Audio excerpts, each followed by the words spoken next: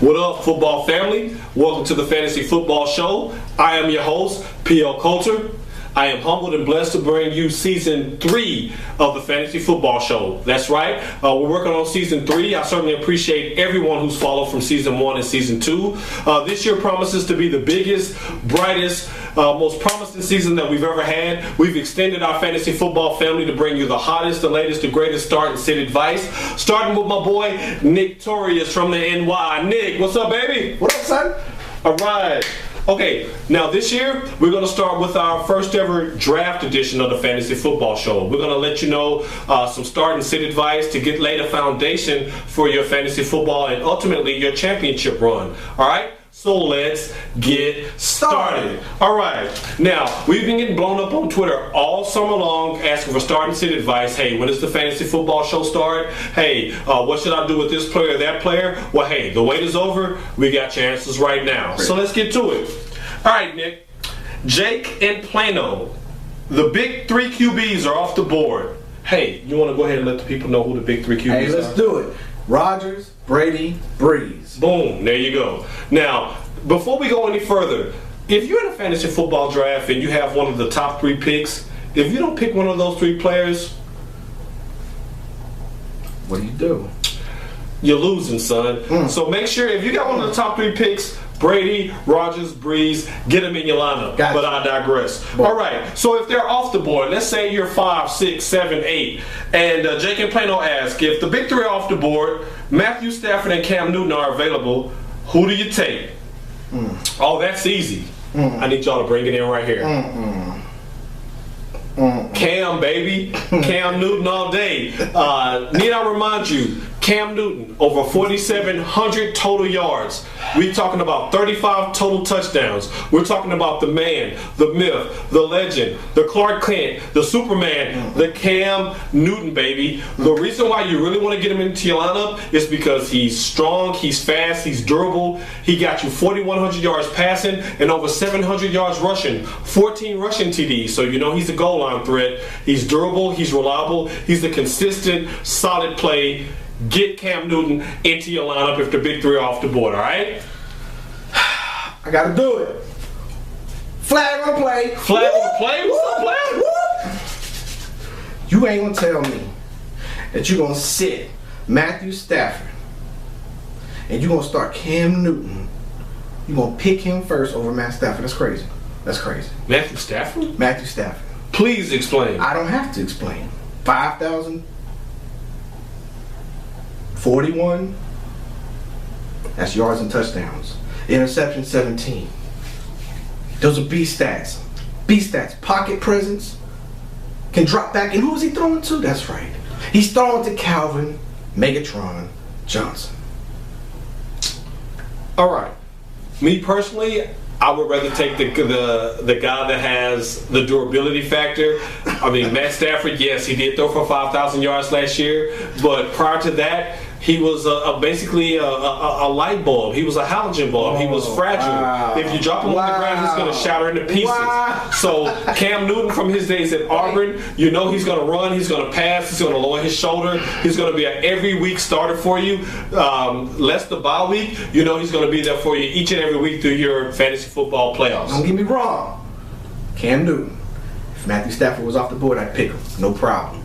I love it. No problem. No hate for my boy Cam. It's whatever. I feel a butt coming on. But if I had to choose between Stafford and Newton, I'm gonna pick the pocket presence that just threw for 5,000 yards, 41 touchdowns. Oh, you gonna keep going back to that 5,000 yards? 17 interception ratio, and a Detroit offense that's prime. Here it comes. Could lead the NFC. Could lead them. Just put it out there. I really can't knock that. Bottom line, Jake and Plano, either way you go, you can't go wrong. That's true. For my money, open your dress shirt, reveal that Superman, all right? On to the next one. On to the next. All right, we have Carlos and Mesquite. Carlos. I am a big fan of Julio Jones. Is this the year that he finally takes the leap to elite status? Hey, Carlos, let me give you a little bit of great advice. Yes, it is. If you look through this past preseason, Julio Jones in limited action was targeted 20 times. 20 times for 240 yards and a touchdown. Love in limited action against the first team defenses that he was facing. So it's obvious that the Atlanta Falcons are looking to make him the number one guy. Basically the reason why they moved up in the draft, and you're going to draft him. So you know that you're working with someone who has freakish athletic ability. He has Roddy White, he has Tony Gonzalez at tight end, so he's going to see very few double teams. Matt Ryan is a very solid and dependable quarterback, which means that, and mark this down, put this on record, Julio Jones will be the second highest rated fantasy football wide receiver behind your boy Calvin Johnson. Put that on record. So if you're looking to draft a wide receiver and Calvin Johnson is off the board, you need to take Mr. Julio Jones. Julio Jones. That's agreed. On to the next one. On to the next. Anthony in Jacksonville. Hey, we got Florida checking in. Hope that weather's doing y'all nice all right down there. Hey, y'all be safe down there in Florida right now. All right. Our thoughts and our prayers are with y'all. Hurricane Ozzie cannot do nothing to y'all, but we digress. Hey, all right, moving on. Hey, Nick, Anthony in Jacksonville. Should I be scared away from Maurice JonesDrew with his holdout situation? Maurice JonesDrew, pocket Hercules. My boy, year after year after year, but you know what? I'm going to leave him alone. Like the dude got AIDS. Boom! Leave him alone. Like he had what? AIDS, the monster. AKA, you better run for your life. MJD, AID. Oh. Wow. All right. So, in other words, what do you, let's put a round on this. Let's say 4th round, 5th round, 6th round. Where is it safe to take Maurice JonesDrew? Man, you know what? I'd probably draft him close to 8th or 9th. 8th or 9th round. Bottom line, as a native Cashvillian and diehard Tennessee fan, I saw Chris Johnson hold out last year, and he had one of the worst seasons of his entire career. I hate to agree with Mr. Nick here, but Maurice JonesDrew, out of here. You're out of here, player. All right. Patricia in Denver asks, should I draft Peyton Manning? I'm a Broncos fan first, but I really want to win my league. Well, Patricia, I have some good news for you. Yeah. Peyton Manning looks like he's back. He's back. Peyton Manning's back. Now, I know he started off shaky. I know you won't want to go to the first 2 preseason games when he threw a combined 3 interceptions. But keep in mind, he was off almost 18 months, 18 whole months from playing any kind of physical activity, let alone the game of football. Everybody knows about his neck injury and all, but if you noticed, his play over the progression of the preseason has gotten better and better and better. Yeah. Did anybody notice that dress rehearsal week 3 game that he had against a tough San Francisco 49er defense last Sunday? You see that game? Saw it. Loved it.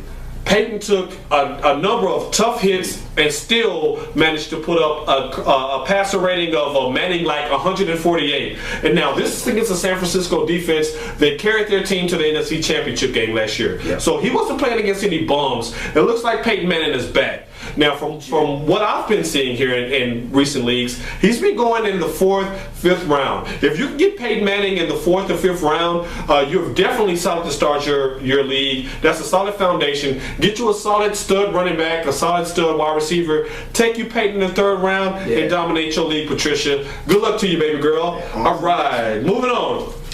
Now, Mike from Seattle asks, Russell Wilson is now the starter, which we just recently learned.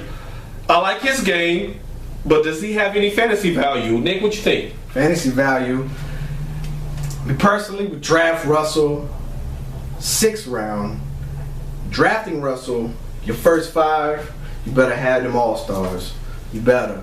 I can see it happening. If you draft that big wide receiver, another big wide receiver, tight end, running back, and you're going, hey, who's there for the quarterback? Russell Wilson. Can't deny him. He did good for the past 3 weeks, over 100 yards and 2 touchdowns a week. Solid starter. He gives you that passing and that mobility that Cam can. Probably not the same physical skills, but he's there. He's a good pick. Round 6, for sure. As much as I hate to agree, he's definitely better than Matt Flynn. He has tremendous upside, and everybody who had Cam on their team last year knows that rushing yards are important.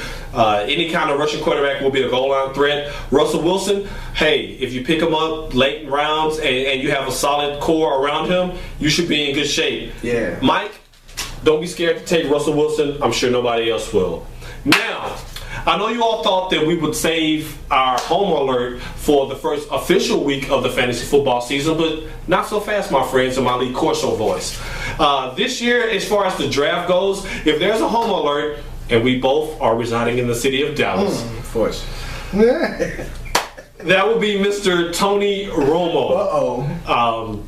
Tony, I got mad love for you. Dallas is the city that pays us. We enjoy our paychecks. We enjoy the direct deposit. But Tony, if you're a Cowboys fan, which I know most of you are, you better stay away from Tony Romo if you want to win your fantasy football league, and here's why. This preseason, we haven't seen a sniff of Dez Bryant. None. We haven't seen a sniff of Miles Austin. Who? And the only sniff we saw of tight end Jason Witten was him getting rocked in Oakland and having his spleen ruptured.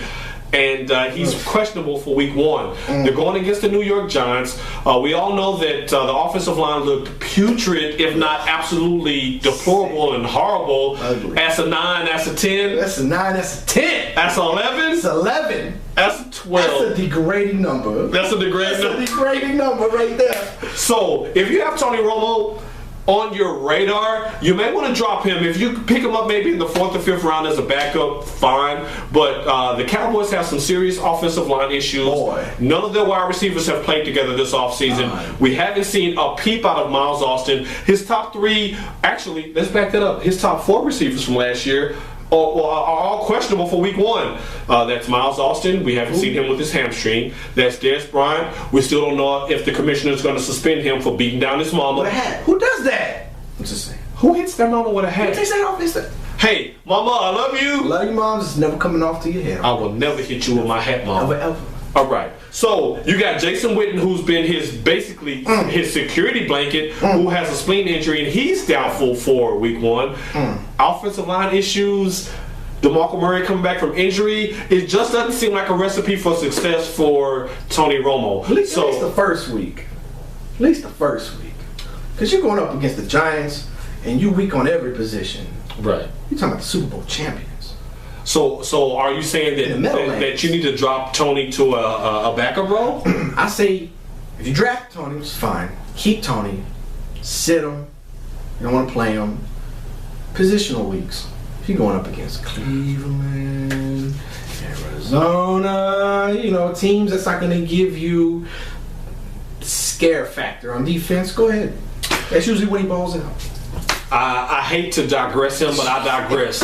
He's being nice because it's his first week on the Fantasy Football Show. I'm going to give it to you straight. Stay away from Tony Romo. Stay away. You have safer options with quality wide receivers who are healthy. It's just too many question marks around Tony, and quarterback is the one position that you can't bomb on if you have plans on winning your fantasy football draft. So, in one regard, I do agree with Nick. If you do draft Tony Romo, you need to get a stud quality quarterback before that.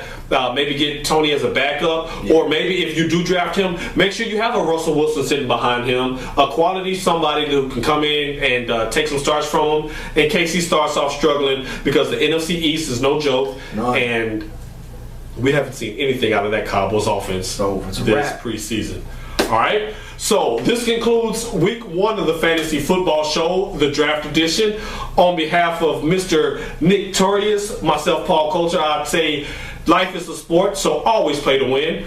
You can follow us on Twitter. Hit us up with your questions or your concerns or your comments. And if your questions are good, you'll definitely make the show like the cats before you. Follow me at PL Coulter. That's at PLCOLTER. And you can reach Nick at? Yes, at NIC_Torious.